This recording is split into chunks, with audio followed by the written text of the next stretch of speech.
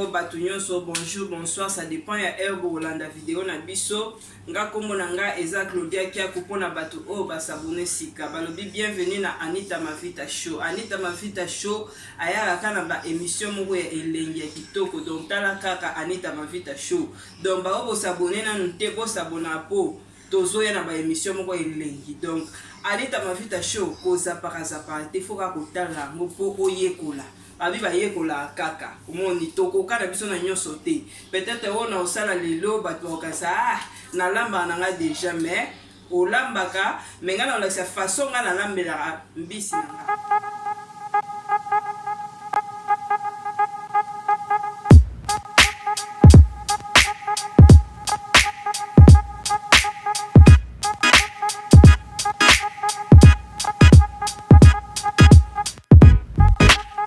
Lelo na ilugu na biso sans plus tarder toza na mbisi. Mbisi nini eza malangwa.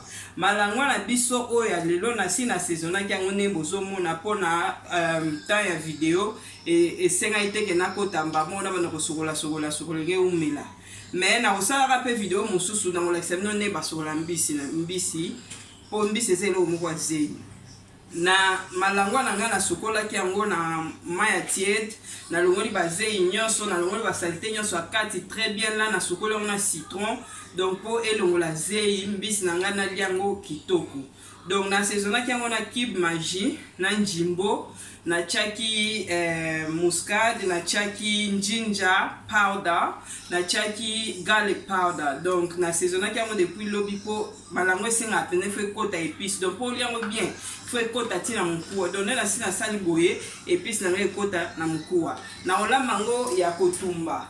Normalement fallait na tumela bino libanda bomo na nde na sala kapé libanda mais prochainement kaka malheureusement le la mboule ezo beta lelo moyena tumango libanda ezate lelo nazo tumango na kati ya ndako pona za na barbecue na nga ya ndako o électrique. J'espère bato bazana ngo bayebi ndenge ezalaka. Donc na mbisi na nga lelo nazo tia lokona si na saisonna ki na ba épice o ya kokauka ba kib majita la kaka nazali na posa na tia sikoyo ba na blend ba épice sikoyo ya mai ba épice na nga ya mai oyo lelo toza nango na si na tia na blender oyo na tie toza na garlic toza na ndembi toza na pilipili toza na matungulu toza na tangawisi ya mai. Donc sans plus tarder nazo kende ko blend nango pona kotisa ngo na kati ya fish avant na tumango. Donc bino moko bozomona donc nazo umela te na tie bilo bolanda attentivement. Donc na tie alobai na bino naza na matungulu naza na ai naza na tangawisi ya mai naza na pilipili. Donc lokola eza mbisi esengaka mwa pilipili pona ba obale ya pilipili te okikotika na yo pilipili na yo oza obligé otiango te. Mais lokola nga naza mtu nalia na nga pilipili donc il faut na tia pilipili pona lia mbisi na nga bien. Donc na blend biloko na nga na mouline na zomona ezoblenda très bien là alantana ndenge biloko na nga ezonikama na okata citron parce que naza na besoin na tina lisusu citron likola mbisi ntango naza ba épice na ngai. Donc ezala mwa eko emonana te tonika ba épice oyo etikali oyo na kosala ngo neni na osala sauce moko kane omonga ne pena ya mbisi libanda na ba restaurant ndenge na osala ngo na kati ya ndako siko na olakisa bino nde na osala sauce nango oyo na osopa likolo na tie makemba pembeni. To oza pensa kaka ya okende restaurant te po olia biloko oyo nazolamba. To ozosala ngo mpe biloko na kati ya ndako olambeli papa po olambeli mama po balambaka kaka tala kaka video nde tozolakisa boye tolakisa papa pe oti koyekola asaleli nini asaleli mama. Donc boye bolanda ngai bozape te biloko na ngai ekomi blend na otia na mwa sani mpona alakisa bino ndenge na nikeli biloko na nga nalakisa bino omoni ndenge ekomi boye. Donc so ekomi boye c'est bon. Avant na tia ngo nga asala boye na otia mafuta pona kotisa ngo bien ale na kati ya mafuta wana na finela ngo mwa citron kane nalobaki na ebandeli mbisi azalaka zei. Donc bolanda nga attentivement nde nazofina boye na kozwa nasangisi yango ntango nasangisi yango nakotisi yango sikoyo na kati ya mbisi apres natumbi na nga mbisi na nga. Donc bozape te chez Anita Mavita Show nde makambo. Biloko nanikaki yango oyo nazopakola yango na mbisi na nga mpona kotisa yango mpenza ntina kati otala kaka mbisi esengaka mpenza episi fo ezala episi fo ekota mpenza ntina kati mpo olia mbisi bien. Mpo so otie boye te na banzela nyonso natiaki napanzaki nakataki to naokotisa episi na nga bien mpo nalia mbisi na nga sans zei. Ozomona mbisi ezala eloko moko facile na kolamba, mais soki oyebi kolamba yango bien te moto akolia yango aza te. Donc il faut ko make sure otia épice na yo ekota bien, osokola yango bien zei ezala te mpo bato mpe soki osali peut-être bato afeti to oza na bainvité na ndako balia mbisi na gu nyonso. Donc mbisi na nga naokotisa naokontinue kokotisa episi ntina kati naokotisa lokola mpe nazali na mafuta deja nasi natiaki mafuta na episi na nga na baloli bino mo bozomona na baloli mpona kotisa yango tous les deux côtés, kotisa yango tous les deux côtés mpo ekota partout episi pene ekota partout. Mungwa na ngai eza déjà c'est bon parce que episaki yango na biloko ya mungwa. Et puis sauce na ngai wana na osopa likolo na koki epise bomoni ntina kati. Donc naokotisa yango ntina kati. Po so okotisi ntina kati te olia mbisi ezalaka goût libanda te. Po bo make sure mpenza bandeko na nga bafamille kani tobengaka bino boza bafamille na biso sa bino biso tozala te. Donc mbisi na nga nakotisi episi na nga bien na koleka machine na nga nakofongola fenêtre mpo na koevite milinga. Nafongoli fenêtre na ngai talaka baplace ya kolamba il faut ezalaka propre. Donc nakopelisa machine na nga mais avant napelisa yango mpo natiango mpe mwa mai mokie po esengaka mai. Donc soki oza nango baoyo baza nango bayebi ndenge eloko yango ezalaka. Donc nakotumba yango likolo ya awa mais toujours nakozangisa te eloko eza très important. Donc mutalaka na nga donc natumba mbisi toujours avec le mutalaka parce que na besoin ebukana te na panza mbisi na nga te. Donc na mutalaka nango eza safe mpo na kotumba. Donc sans plus tarder naozela eloko na nga ezwa moto. J'espère que bozomona bien eloko na nga yango oyo ya kotumba mbisi. Donc nakolega na kotia mbisi na nga na mutalaka nakotia mbisi na nga na mutalaka. Kala bando eba kobenga ngo te boseka te. Kala bando benga ngo mutakala bolimbisa nga otala kaka mo papa mosusu nalinga ezala pasi mais nakoma sikoyo pro tala kaka Claudia makusa bio. Donc balamba tongo mbisi na nga yango na mutalaka na otiango ebana nango kolambama. Donc na otiango mpo bomona ndenge ekolambama ezolambama awa malembe ezotumbama. Mais nakofanda boye te lokola nakolobaki ke naosala sauce na ngai obana na kosala sauce na nga nakolakisa bino biloko nini nakotia na sauce na nga mpo bomona nde basalaka sauce ya kosopa likolo ya malangwa. Entre temps mpe nakokalinga makemba na ngai mpo ezala déjà prêt ebela nzela moko mpo tosala vite fait. Tala kaka banzala ezosala donc il faut kolia baliaka kaka mbisi na nga soki ebeli fallait na invité bino mais choix eza te next time tokoinvite bino Bo changer chaîne te Anita Mavita Show, bo s'abonner massivement pour ba secret zoya pour lapa. Ça c'est yo. Siko mbisi nanga lokolo ekoti na moto ezola mama nango. Na ina bana siko kosala épice nanga épice nanga oyo na lakisa ebino oyo na osala nango sauce.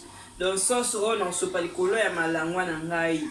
Bino mo bomona ndenge ezalaka. Donc wana na nikaki na bwaki yango te po tala kaka babwaka biloko te ekende perte. Donc po ekende perte te na récupérer yango na otyango na nzungu na tyango mpe mwa mai na si na tyai mafuta nanga na otyango na moto.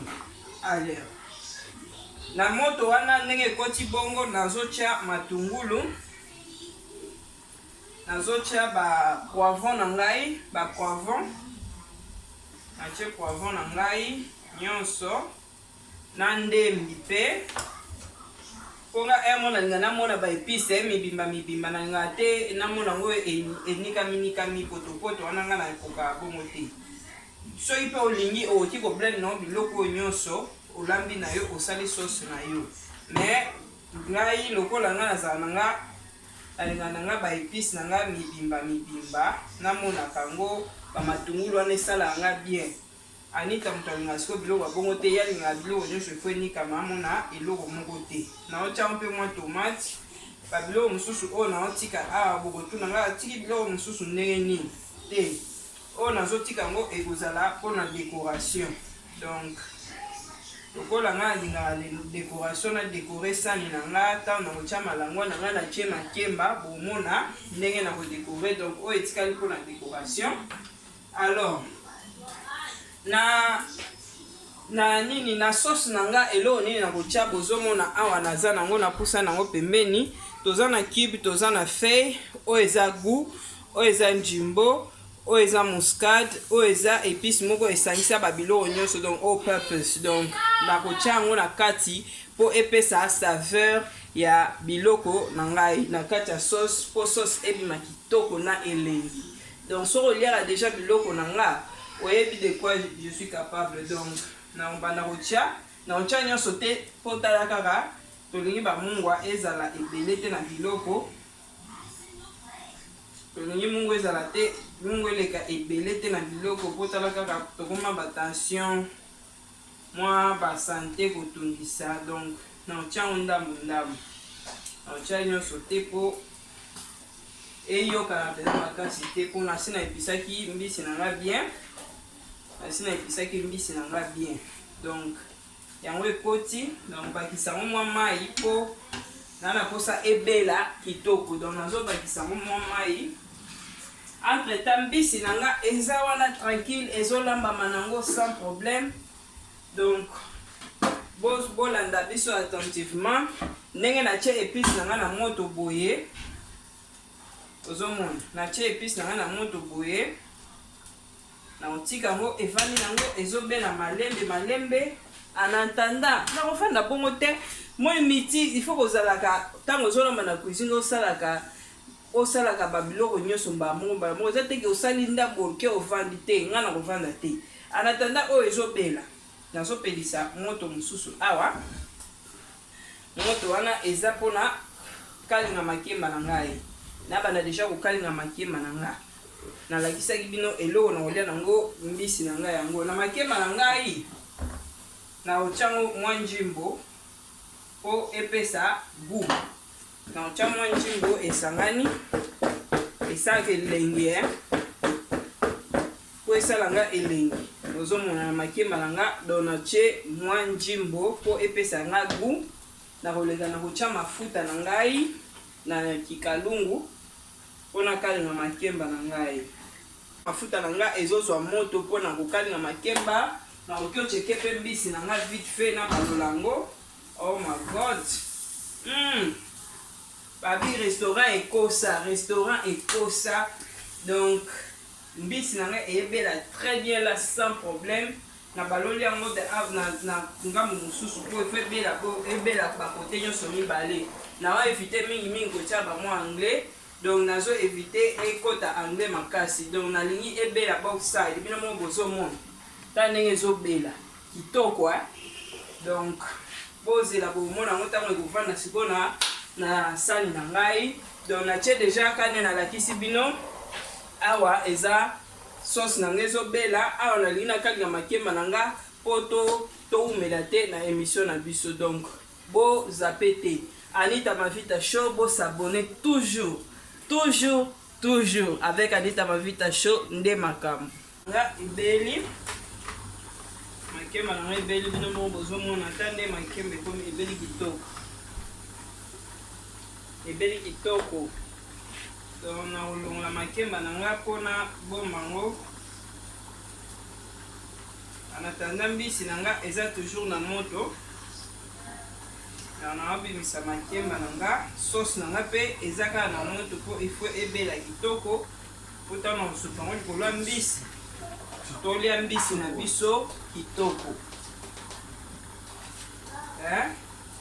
Baliaka kaka. Donc makemba na nga yango oyo. Makemba na nga yango oyo nazobimisa ngo na kati ya mafuta.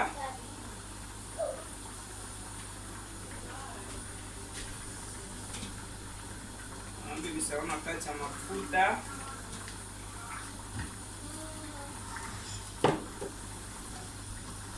Anatanda sauce na nga pe ezolambama nango po toza na besoin ebela kitoko. Mbisi na biso pe eza toujours na moto. Donc lelo mpenza nango. Donc oyo nalobaki eza biloko ya décoration. Na cheke mbisi lisusu oyebi ke solo moko ezobima po kaka na kamera moyembo oyo basolo boye eza te. Oza na nsima kamera boyoka basolo ya biloko oyo te. Ebimisa tsunga moko na oyebisa biso bandeko na nga.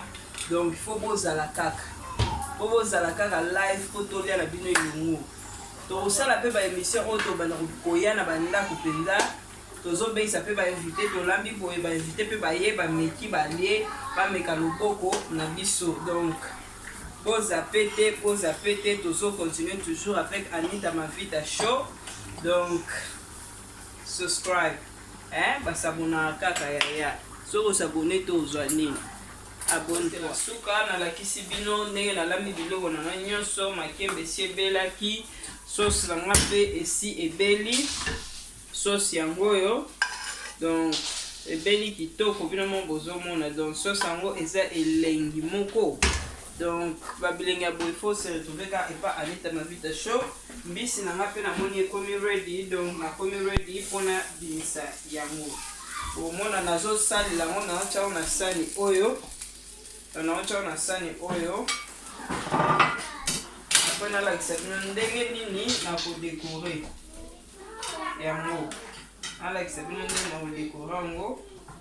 Ebeli très kitoko. Donc eza kaka obligé te ke faut sala yango kaka na makala te. Oki obeta yango mpe na four. Oki osala yango mpe na nini na eloko oyo na etumbeli oyo ndenge nasali. Donc oki osala yango ndenge yo moko olingeli. Donc mbisi na nga yango oyo. Biloko na nga nyonso yango oyo. Mbisi na nga ebeli. Napusa yango pembeni bomona mwende mbisi ebeli na goût mpenza na elengi kitoko. Donc sans plus tarder na otika yango kaka boye. Na kozwa sikoyo sauce na ngai na kosopa yango likolo. Moni restaurant kaka te. Nasali yango nga moko na ndako. Donc ndenge oki otuma malamu na yo homemade.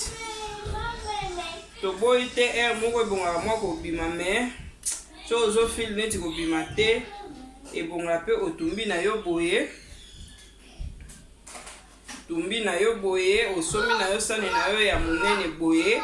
Po eskize nga bino mo boye bika ndako ya bana naza mama bana 6. Donc makelele wana bozoyoka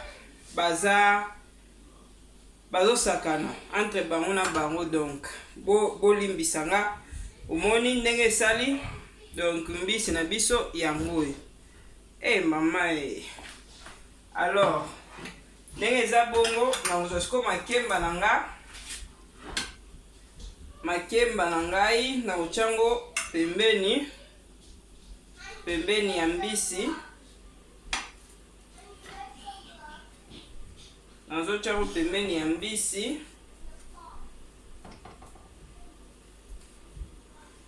Ozomona kani nazosala. Donc nazotia makemba na nga pembeni ya mbisi. Natie makemba na ngai na décorer yango bien. Okoki kosala pe oinvite mwa bato na ndako olambeli bango boye. To olambeli papa, papa pe olambeli mama. Ezalaka ateke o mama lambela papa, papa pe po lambela mama, esala bien. Ozomona. To na décorer nini na nga kitoko makasi. Alors, esili kaka te. Nalingi na chango, na ocha tomate, na che mwa citron, na che bitungulu. Siko ne na chango boye na kolandisa ngo mobimba molai na ngai ya mbisi. Donc citron, matungulu, tomate na ngai. Allez, na sukisi na mwa citron na ngai. Esili kaka te. Mwa ndembi oyo na obwaka ngo boye. Basalaka décoration. Ozomona. Basalaka mwa décoration po epesa pe appétit. Donc elubu nanga yango.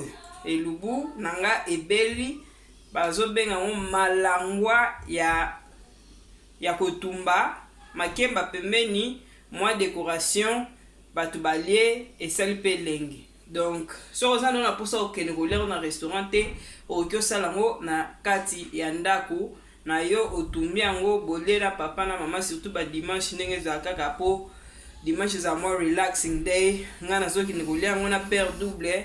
Donc père double ndenge azawana azana nzala. Na asir ndenge azana sima kamera na zolanda nga azomona kaka neti akota poto la mbisi yango alie mais choix ezate il faut na présenter yango. Donc mbisi na biso ya lelo yango moni. Bomoni yango yo ebeli kitoko, makemba na nga eza pembeni, donc c'est bon epesi elengi. Bo s'abonner toujours na Anita Mavita Show. Bo s'abonner na Anita Mavita Show. Donc Anita Mavita Show esalaka musala kaka ndenge bino bosengi. Donc na video na biso ya lelo toyaki na elubu ya kotumba mbisi, ndeni ya kotumba mbisi na biso ya malangwa. Donc na mbisi na nga malangwa na sokola ki yango depuis lobi na saisonango na ba épices ya Kip Magie, na che njimbo, na che garlic powder, na che ginger powder. Après na eko nika ba biloko na nga ya fresh, na niki matungulu, na niki ginger, na niki ai, na niki pilipili, na sangisi yango ale na épicé mbisi na nga lisusu. Après na sali sauce nango oyo na uti ko sopa likolo nango. Donc soko ke restaurant pa osenga yo boye o ke lepe ba 30 livres, mais nga mo na sali yango na ndako less money. Et pekisa mitolobi te ke boke na restaurant te po mo fo bima babima kaka, mais o ke sala on pe na ndako vite fait bolé na papa, bolé na bana, bolé na nyonso oyo aliaka mbisi. Tolingi bino mingi, bo s'abonner toujours na Anita Mavita Show, bo zapete po chaîne na bino yango. Chaîne botika na ngoka na London yango. Donc ça Anita Mavita Show beaucoup vivre te. Donc to sepeli mingi ne bolandi biso ebele, bo tinda bo sanate ko share ba vidéo, bo sanate ko comment, bo tinda biso ba commentaire na bino, bo like ba vidéo, bo kabara pe ba vidéo. Et puis, abonnez-vous massivement à Anita Mavita Show. Tolingi bino mingi, bisous, bye. Tokutani na prochaine collaboration, solution, kaka pour l'intégration. Oeza, Anita Mavita Show. Bobosana, ko s'abonner. Oeza, Anita Mavita Show. Bobosana, ko s'abonner. Butalaka Anita Mavita Show.